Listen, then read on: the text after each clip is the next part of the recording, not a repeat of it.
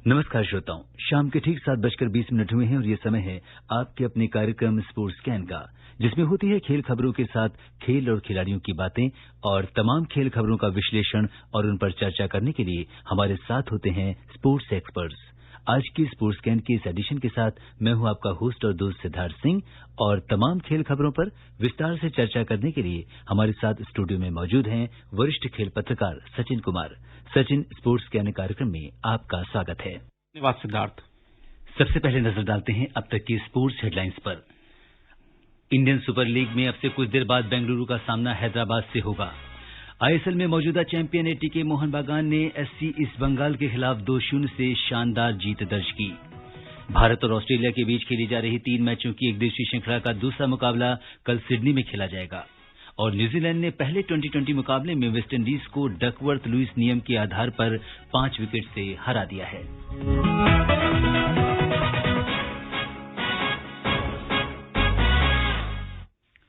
सबसे पहले बात करते हैं आईएसएल की। इंडियन सुपर लीग में आज बेंगलुरु का सामना हैदराबाद से होगा। बेंगलुरु ने अब तक एक मैच खेला है जो ड्रॉ रहा है, उसका 1 अंक है। अंक तालिका में चौथे स्थान पर मौजूद हैदराबाद के एक मैच में 1 जीत के साथ 3 अंक हैं। तो दोनों ही टीमें आज अपना एक मैच सचिन खेल चुकी हैं। जी बिल्कुल। और क्या कुछ लगता है मैदान में आज क्या होने वाला है? नहीं, देखिए, बेंगलोर निश्चित तौर पे अच्छी टीम है और चूंकि वो मैच जो उन्होंने ड्रॉ खेला है उसमें देखने वाली बात ये थी कि वो 2-0 से आगे चल रहे थे उस मैच में जी, लेकिन उसके बाद उन्होंने अपनी बढ़त गंवा दी, जिसकी वजह से उनको ड्रॉ खेलने के लिए मजबूर होना पड़ा। तो मुझे लगता है कि जो बेंगलोर के चीफ कोच हैं कार्लसन क्वाद्रा, तो वो अपने खिलाड़ियों से संतुष्ट नहीं रहे होंगे जो उन्होंने ऐसा किया कि बढ़त गंवा दी। और निश्चित तौर पे टीम को बहुत सख्त हिदायत होगी और सुनील छेत्री की अगुवाई वाली टीम से वो ये पूरी उम्मीद कर रहे होंगे कि इस बार कम से कम जीत का खाता टीम खोले और पहली वाली मैच वाली वो गलती ना दोहराए। हालांकि हैदराबाद भी काफी बढ़े हुए मनोबल के साथ इस मैच में होगी और वो बहुत ज्यादा पुरानी नहीं है आईएसएल में, उसने पिछले साल ही पदार्पण किया है इस टीम ने, लेकिन उसका पहला मैच अच्छा रहा है। ओडिशा एफसी को उसने 1-0 से हराया था। तो निश्चित तौर पे जीत के साथ एक टीम आई है तो उसका मनोबल बढ़ा हुआ होगा, तो मुकाबला तो अच्छा ही देखने को मिलेगा सिद्धार्थ। बिल्कुल, जहां एक टीम का मनोबल बढ़ा हुआ है वहीं दूसरी टीम कमबैक करना चाहेगी। और इस बीच बात करते हैं, कल मौजूदा चैंपियन एटीके मोहन बागान ने अपने जो चिर प्रतिद्वंदी एससी ईस्ट बंगाल के खिलाफ 2-0 से शानदार जीत दर्ज की। मोहन बागान के लिए रॉय कृष्णा ने 49वें और मानवीर सिंह ने 25वें मिनट में गोल किया। ये रॉय का लगातार दूसरे मैच में किया गया गोल है। टीम की ये लगातार दूसरी जीत है। उसने अपने पहले मैच में केरला ब्लास्टर्स को हराया था। एटीके मोहन बागान अब 2 मैचों में 6 अंकों के साथ अंक तालिका में शीर्ष पर आ गई है। निश्चित तौर पर देखिए, वो 2 चिर प्रतिद्वंदियों के बीच मुकाबला था। उसको हम लोग कह सकते हैं कि वो एक तरीके से वो कोलकाता डर्बी था, क्योंकि कोलकाता की 2 वो आपस में जो हमेशा आमने सामने रहने वाली टीमें हैं उनका मुकाबला था। तो उसमें एटीके निश्चित तौर पे उस पे 20 साबित हुई, भारी साबित हुई और दोनों खिलाड़ियों का प्रदर्शन काफी अच्छा रहा। राय कृष्णा की जहां तक आपने बात की, लगातार दूसरे मैच में गोल, तो निश्चित तौर पे उसको फायदा मिला एटीके को और वो उसका देखिए इसी वजह से वो अंक तालिका में शीर्ष पे भी है सिद्धार्थ। तो निश्चित तौर पे वो टीम बहुत अच्छा कर रही है अभी। बिल्कुल, और पहले हाफ में कोई भी टीम एक दूसरे के खिलाफ गोल नहीं कर सकी थी और दूसरे हाफ में जो मोहन बागान है उसने वापसी की और अपना खाता खोल लिया।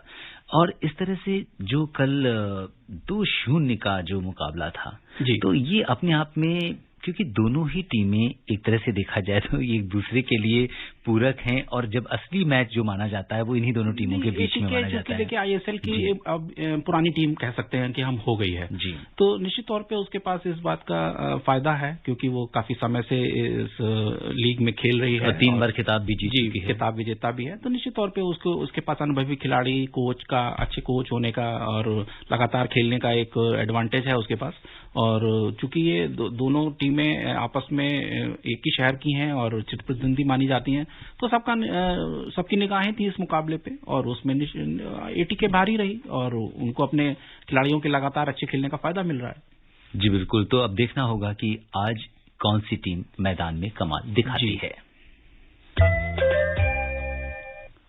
और अब बात करते हैं क्रिकेट की। भारत और ऑस्ट्रेलिया के बीच खेली जा रही 3 मैचों की एक दिवसीय श्रृंखला का दूसरा मुकाबला कल सिडनी में खेला जाएगा।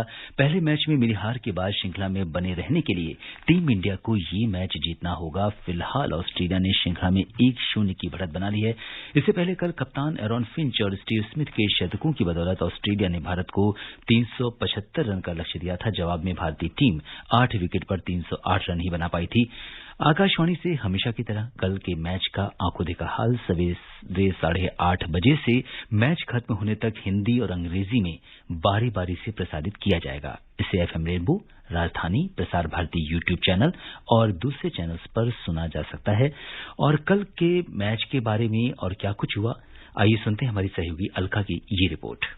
सभी क्रिकेट प्रेमियों की नजर कल भारत और ऑस्ट्रेलिया के बीच खेली जा रही वनडे सीरीज के दूसरे मुकाबले पर टिकी होंगी, जो सिडनी में खेला जाएगा। पहले मैच में मिली हार के बाद सीरीज में बने रहने के लिए टीम इंडिया को हर हाल में ये मैच जीतना होगा। सिडनी में टीम इंडिया का सक्सेस रेट 24% है। यहाँ भारत ने अब तक कुल 21 मैच खेले हैं, जिसमें उसे सिर्फ 5 मैचों में जीत मिली है। वहीं 15 मैच में भारत को हार का सामना करना पड़ा। एक मैच बेनतीजा रहा। बतौर कप्तान विराट कोहली ने ऑस्ट्रेलिया के खिलाफ 18 में 11 मैच जीते हैं। वहीं फिंच को 13 में से सिर्फ 6 मैचों में ही जीत हासिल हुई है। कल के मैच में ऑस्ट्रेलियाई ओपनर्स डेविड वार्नर और फिंच ने 156 रन की ओपनिंग पार्टनरशिप की थी। वार्नर ने 69 रन की पारी खेली थी। वहीं फिंच और स्टीव स्मिथ ने शानदार शतकीय पारी खेली। ग्लेन मैक्सवेल ने भी 19 बॉल पर 45 रन की ताबड़तोड़ पारी खेली थी। ऐसे में सीरीज में बने रहने के लिए भारतीय गेंदबाजों को इन बल्लेबाजों का तोड़ खोजना होगा।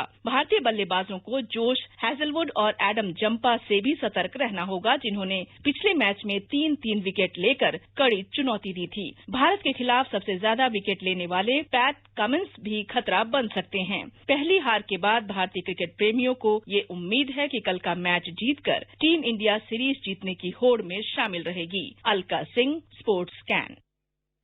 सचिन, जिस तरीके से बहुत दिनों बाद ये पहली जो है हम ये कह सकते हैं कोरोना काल के बाद जिस तरह का पहला अंतर्राष्ट्रीय मैच भारतीय टीम खेलने निकली थी और बहुत उम्मीद थी दर्शकों को, और लेकिन 66 रन से जो है वो हार गई। पर क्या कुछ लगता है कि इसके क्या कारण है? आप नहीं, देखिए, निश्चित तौर पे मुकाबला ये तो माना ही जा रहा था कि कड़ा मिलेगा, क्योंकि मेजबान टीम एक अच्छी टीम है। और जो 2 साल पहले जो हम सीरीज जीत के आए थे, जिसकी हम लोग अक्सर चर्चा करते हैं कि वो कामयाबी हमको एक बार ही मिली, और किसी भी एशियाई टीम की वो पहली कामयाबी थी जिस तरीके से उन्होंने ऑस्ट्रेलिया में सीरीज जीती है। मैं टेस्ट श्रृंखला की बात कर रहा हूँ जी। तो उसको अगर हम ध्यान में रखते हैं तो लोगों की उम्मीदें थी कि ये दौरा भी भारतीय टीम का वैसा ही होने वाला है। लेकिन शुरुआत हमारी हुई है, देखिए, छोटे फॉर्मेट से। इसमें भी हालांकि बढ़त भारत के पास रहनी चाहिए थी, क्योंकि अभी हमारे सारे खिलाड़ी आईपीएल खेल के आए हैं। हालांकि वहां ऑस्ट्रेलियाई खिलाड़ी भी थे, और जो खिलाड़ी अभी चमके हैं इसमें से अमूमन खिलाड़ियों ने निराश भी किया था। अच्छा प्रदर्शन कुछ ने किया, कुछ ने मिली-जुली जो है। बिल्कुल। तो ऐसा लग रहा था कि भारतीय टीम का पलड़ा भारी रहना चाहिए शुरुआत के साथ ही। लेकिन शुरुआत जिस तरह से हुई वो थोड़ी सी हम लोगों को चौंकाने वाली रही, निराश करने वाली रही भी कह सकते हैं, क्योंकि गेंदबाज एकदम नहीं चले। आप कह सकते हैं कि एकदम मतलब बेअसर साबित हुए।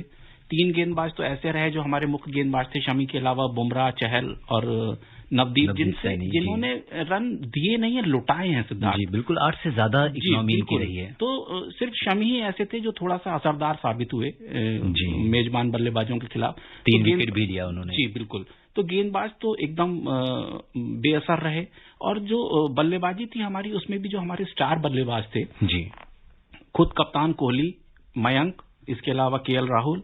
तो आप देखिए, एक ने 22 बनाए, कोहली ने 21 बनाए, राहुल ने 12 रन का योगदान दिया। तो ये कोई खास रन नहीं है। और वहां आप दूसरी तरफ देखिए कि डेविड वार्नर के साथ ओपनिंग हो रही है, फिंच की 156 रन बन रहे हैं। दूसरे विकेट पे उनके साथ जब स्टीव स्मिथ आ जाते हैं तो 108 रन जोड़े जा रहे हैं। तो जहां पे इस तरीके का प्रदर्शन चल रहा हो मेजबान बल्लेबाजों का, तो उसके खिलाफ जब आपको उतरना है और इतनी लंबी एक गगनचुंबी जैसे कह सकते हैं जी, लक्ष्य बहुत बड़ा था। तो आपकी शुरुआत अच्छी हुई, पहला 50 जो बनाया बहुत अच्छा बना है, लेकिन उसके बाद जिस तरीके से बल्लेबाजों ने निराश किया वो थोड़ा सा एक अखरने वाला था। आप देखिए कि शीर्ष के हमारे 4 बल्लेबाज मात्र 48 रन के अंदर पवेलियन लौट गए।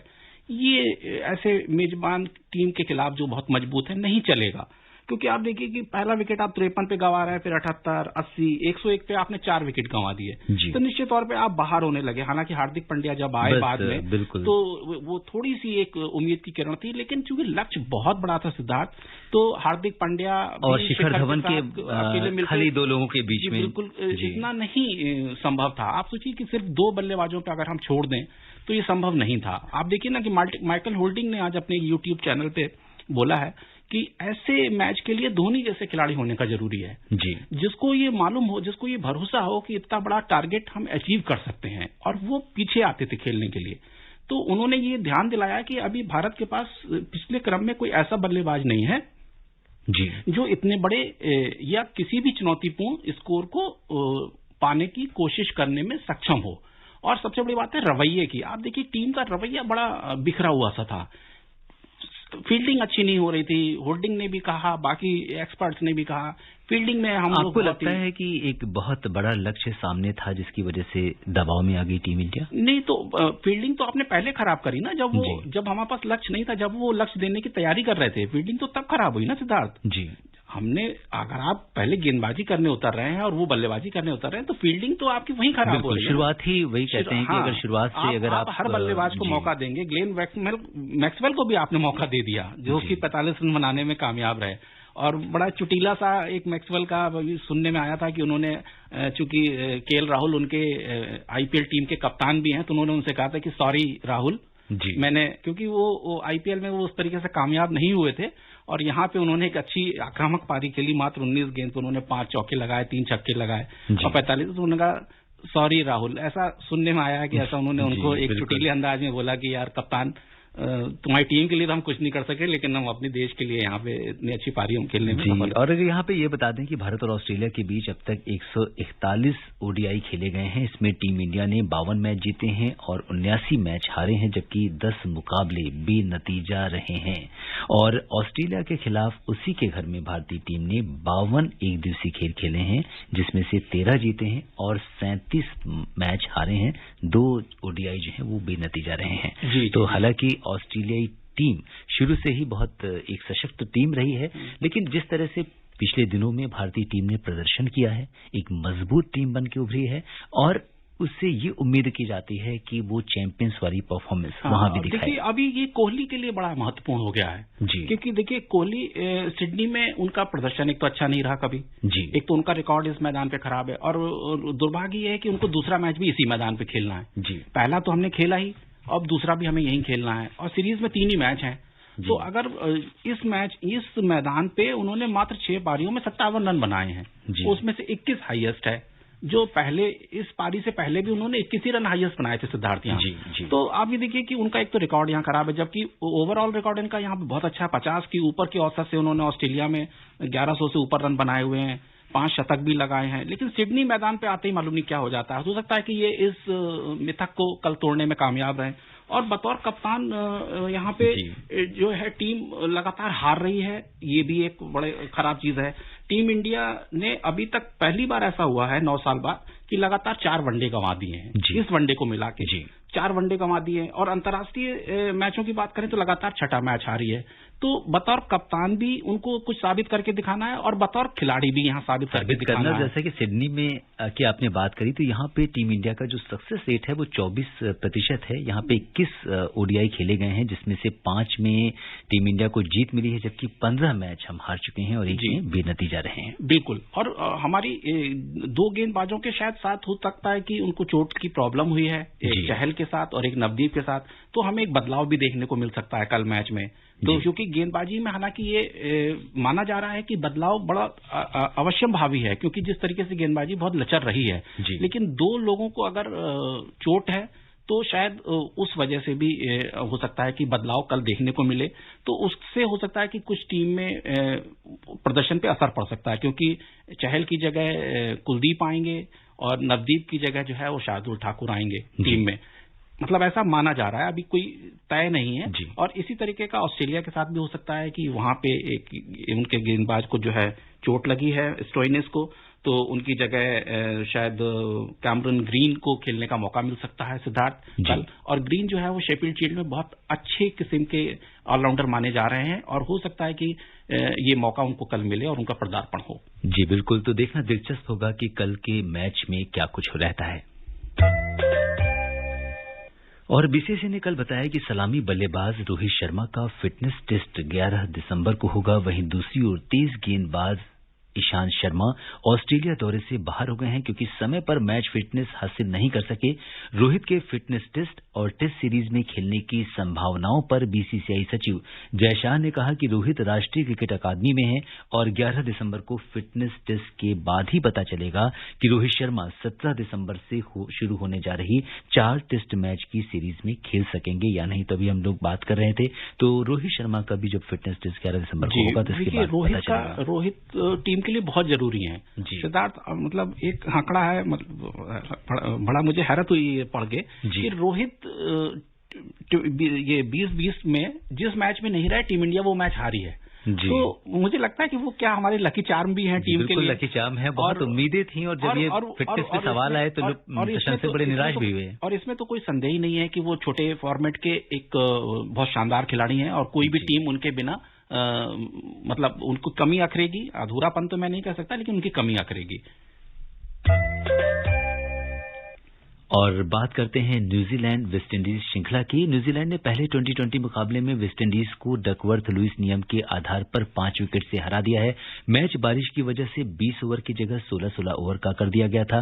न्यूजीलैंड ने टॉस जीतकर पहले गेंदबाजी करने का फैसला किया था। वेस्टइंडीज ने निर्धारित 16 ओवर में 7 विकेट पर 180 रन बनाए। जवाब में न्यूजीलैंड की टीम ने 15 ओवर और 2 गेंदों में 5 विकेट पर 179 रन ही बना पाई। इसके बाद बारिश की वजह से खेल नहीं हो पाया और डकवर्थ लुईस नियम के आधार पर न्यूजीलैंड को 5 विकेट से जीत मिली। न्यूजीलैंड की ओर से डेविन कोनवे ने 41 रन के अलावा जेम्स नीशम ने नाबाद 48 रन और मिचेल सेंटर ने नाबाद 31 रन की पारी खेलकर टीम की जीत में बड़ी भूमिका निभाई। श्रृंखला का दूसरा मैच कल खेला जाएगा। जी सिद्धार्थ, साथ के साथ एक और श्रृंखला हो रही है, उस पर भी हमारी पूरी नजर बनी हुई है। बात करते हैं बैडमिंटन की। कोविड-19 महामारी के बढ़ते मामलों के कारण प्रीमियर बैडमिंटन लीग पीबीएल का 6ठा संस्करण अगले साल तक के लिए स्थगित कर दिया गया है। आयोजकों ने बताया कि अंतर्राष्ट्रीय यात्रा भी 31 दिसंबर तक प्रतिबंधित है, इसलिए खिलाड़ियों की सेहत को ध्यान में रखते हुए ये फैसला लिया गया है।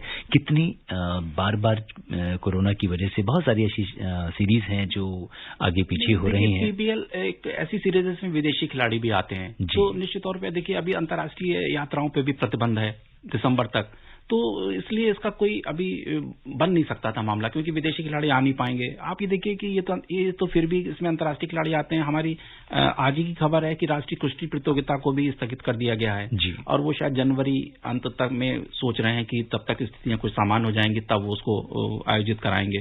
तो कहीं हो रही हैं प्रतियोगिताएं, जैसे कल दिल्ली में हाफ मैराथन होगी, तो ये एक बड़ा अच्छा संकेत माना जा रहा है कि जहां कोरोना की वजह से तमाम प्रतियोगिताएं रुकी हुई थी, नहीं हो पा रही थी, वहां पे एक मैराथन होने वाली है, तो ये अच्छा संकेत है। लेकिन कुछ ऐसी खबरें आ रही हैं कि प्रतियोगिताएं नहीं भी हो पा रही हैं किन्हीं वजहों से। तो सिद्धार्थ बड़ा अभी मिला जुला रुख है इसको लेके, चीजें धीमे धीमे मुझे लगता है कि सही होंगी। जी बिल्कुल, उम्मीद करते हैं कि जल्दी से कोरोना का दौर बीतेगा और हर चीज अब दोबारा पटरी पर वापस आएगी। चलते चलते आपको बता दें कि कल बहरीन ग्रां प्री के पहले अभ्यास सत्र में फार्मूला 1 चैंपियन लुईस हैमिल्टन ने सबसे तेज समय निकाला। मर्सिडीज के ड्राइवर हैमिल्टन ने अपने साथी वाल्टेरी बोटासा से 0.45 सेकंड वो आगे रहे। हैमिल्टन ने 2 हफ्ते पहले तुर्की ग्रां प्री में अपना 7वां खिताब हासिल कर माइकल शूमाकर के रिकॉर्ड की बराबरी की थी।